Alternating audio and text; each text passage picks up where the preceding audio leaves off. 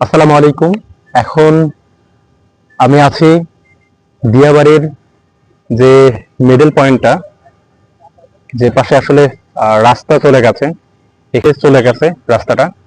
So এখানে আসলে অনেকে সময় ফ্যামিলিকে দেওয়ার জন্য, কেউ আসছে প্রাইভেট কার নিয়ে, কেউ আসছে রিক্সা নিয়ে, এখানে আসলে সময় দিচ্ছে পরিবারকে।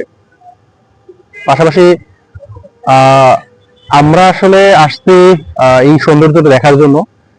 ঢাকা শহরের মধ্যে থাকি, ইট পাথরের দেয়ালে থাকি, আর সময় আসলে হয় না এমন ঘুরতে আসার। যেহেতু আজকে একটু সময় পেয়েছি, যার কারণে আসছি। এসে আসলে এই প্রাকৃতিক সৌন্দর্যগুলো ভালো লাগতেছে।